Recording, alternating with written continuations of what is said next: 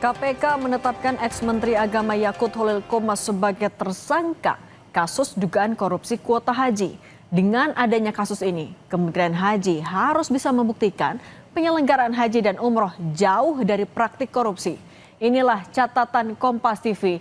Ex-Menak Yakut tersangkut korupsi haji, pelajaran penting bagi Kementerian Haji.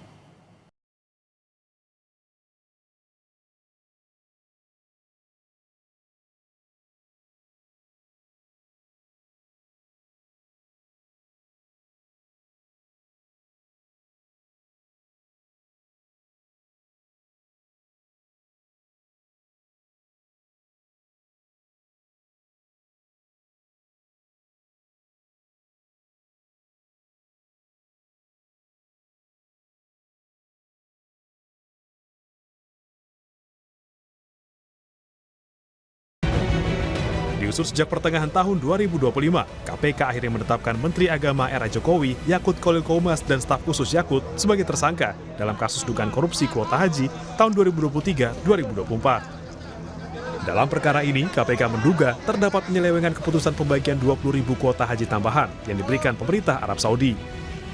KPK menjerat Yakut dan Alex dengan delik kerugian keuangan negara meski nilainya masih dikalkulasi BPK. KPK pun segera memanggil Yakut Holil Qomas untuk diperiksa sebagai tersangka. Selain mendalami soal total kerugian negara, KPK juga mendalami diskresi atau keputusan yang diambil Yakut kala itu. Yang dilakukan diskresi, di mana diskresi tersebut bertentangan dengan ketentuan perundangan penyelenggaraan haji di Indonesia.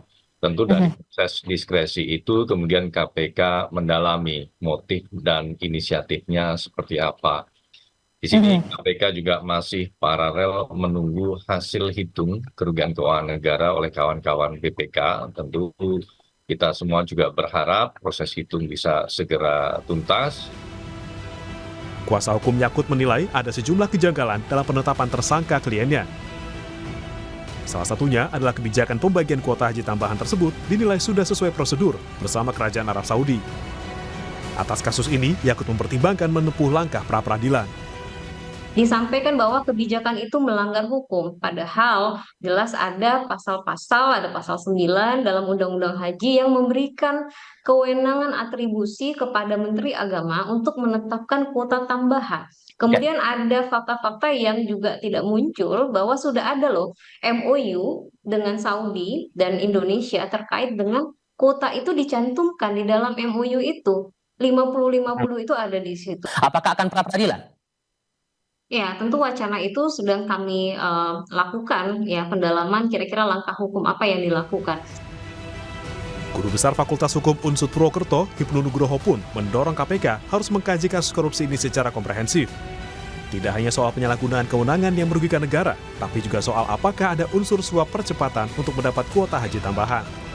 Hanya dua, kenapa tidak lain? Karena dalam suatu percepatan haji, yaitu kan biasanya kan ada suatu unsur suap. Haji korupsi itu kan ada penyalahgunaan kewenangan yang kaitannya kerugian. Nah, ini kerugian tadi sudah dihitung. Kemudian kaitannya dengan suap. Nah, pertanyaannya, apakah ada suap percepatan terkait dengan untuk mendapatkan haji yang bersangkutan? Ini saya kira juga belum terlihat. Padahal kalau kita baca di berbagai media ada 400 biro kan begitu. Ini yang menjadikan suatu konsep delik korupsi yang 7 jenis itu paling tidak itu ada kaitannya dengan suap, ada kaitannya benturan kepentingan, ada kaitannya terkait dengan penyalahgunaan kewenangan yang merugikan keuangan negara. Lah, ini tampaknya baru satu, Mas Tifal. Yang lain.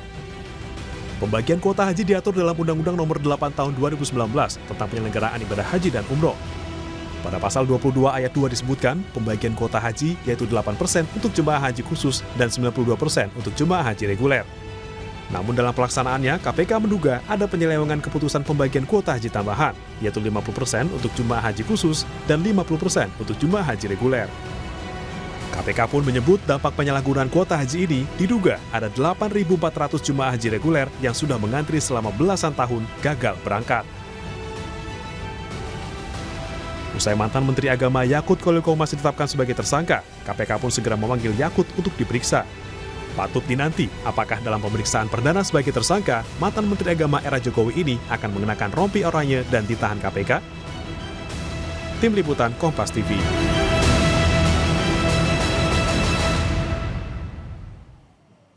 Komisi Pemberantasan Korupsi (KPK) akan menahan tersangka dugaan korupsi kuota tambahan haji, termasuk mantan Menteri Agama era Jokowi, Yakut Holil Qomas. KPK mengumumkan status tersangka Yakut Jumat lalu bersamaan dengan staf sus Menteri Agama, Isfah Abidal Aziz atau Gus Alex. Yakut dianggap melanggar Undang-Undang Haji terkait pembagian kuota tambahan 20.000 kursi haji di tahun 2024.